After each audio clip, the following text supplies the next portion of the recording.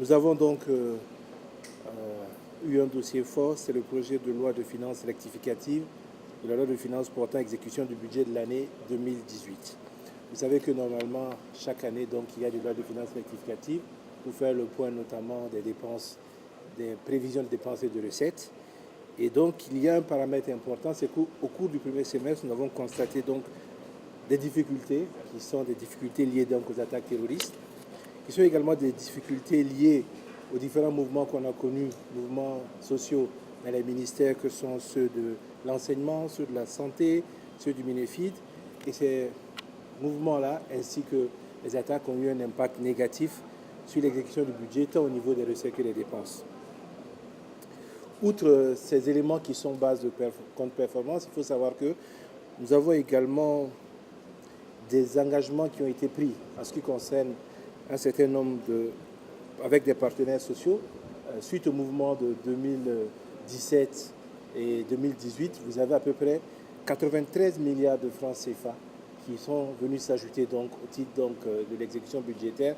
Une bonne partie de ces 93 milliards pour répondre aux exigences des partenaires et au respect des engagements de négociation doivent être appliqués donc au niveau du budget 2018.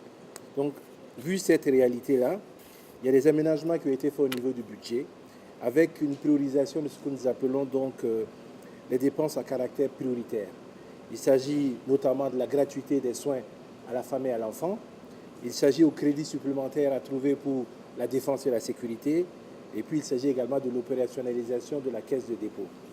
Concernant donc ces éléments-là, il a fallu ouvrir à peu près 105 milliards de francs CFA de nouvelles dépenses au titre donc de cette loi de finances rectificative-là. Vous aurez donc le détail dans le compte rendu du Conseil des ministres. Nous avons également au titre du ministère de l'eau adopté 3 rapports qui correspondent donc à des passations de marché pour la réalisation de barrages. Il y en a donc 3. Le premier porte la réalisation de barrages dans les provinces de Ganzourgou et de Kourouego pour une valeur à peu près de 8 milliards 517 millions 64 233 francs hors taxes. Et ce projet-là donc est financé par la BOAD, la Banque Ouest Africaine de Développement.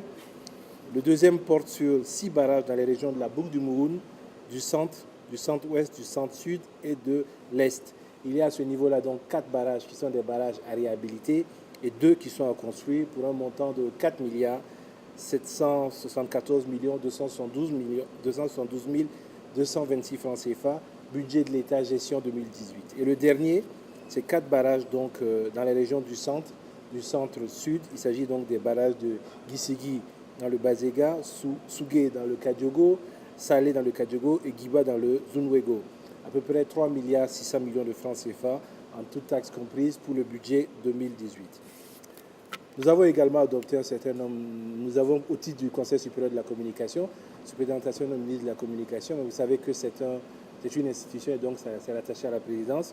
Nous avons adopté l'organigramme, le décret qui porte organisation du collège des conseillers et de l'administration pour permettre donc au Conseil supérieur de la communication de retrouver un fonctionnement normal. Il y a également des communications orales. Il y a 2 sur lesquelles j'aimerais m'arrêter. C'est que le ministère de la fonction publique du travail et de la protection sociale a fait au Conseil un point de réflexion sur la rationalisation des programmes de formation au niveau de l'École nationale d'administration qui est l'ENAM. Le Conseil doit instruire le ministre, avec les ministres concernés, de prendre toutes les dispositions pour que très rapidement un rapport soit présenté. Il s'agit donc de voir comment l'ENAM s'articule avec les instituts de formation qui existent, comment également rationaliser les formations au niveau de l'ENAM afin de redonner du crédit à cette institution-là qui pendant longtemps a été un fleuron de l'administration dans la sous-région ouest africaine. Il y a également le ministre de l'Éducation nationale qui a fait au Conseil un point par rapport aux perturbations qui interviennent au niveau de certains établissements scolaires. Le Conseil donc a instruit le ministre de la Sécurité et le ministre de l'Enseignement de prendre toutes les dispositions pour que cela s'arrête. D'ailleurs, à ce niveau, donc, le ministre de la Sécurité fera un communiqué où il rappellera aux parents d'élèves et aux acteurs que dans le contexte actuel d'insécurité, il ne faudrait pas qu'on aille à une situation de bavure. Parce que quelqu'un ne peut pas se promener dans la ville avec des cagoules. On ne sait pas qui est qui. Donc je pense que c'est l'occasion d'attirer l'attention des différents acteurs. Le mouvement peut se poursuivre. Si les élèves ou les étudiants veulent aller en grève, ils vont en grève. C'est encadré par les forces de défense et de sécurité. L'administration sait de quoi il s'agit. On ne peut pas continuer à accepter que des personnes cagoulées se déplacent avec des armes d'un lycée à un autre pour perturber les cours. Donc le ministre de la Sécurité ferait un communiqué. C'est l'intention d'appeler tout le monde, parents, élèves, enseignants, à assumer ses responsabilités. Parce qu'il ne faudrait pas qu'après on dise on n'a pas prévenu. On ne peut pas admettre que des personnes cagoulées se promènent dans la ville de Ouagadougou par les temps qui courent. Donc le ministre de la Sécurité fera un communiqué à ce niveau-là. Il en a été instruit par le président du FASO lui-même.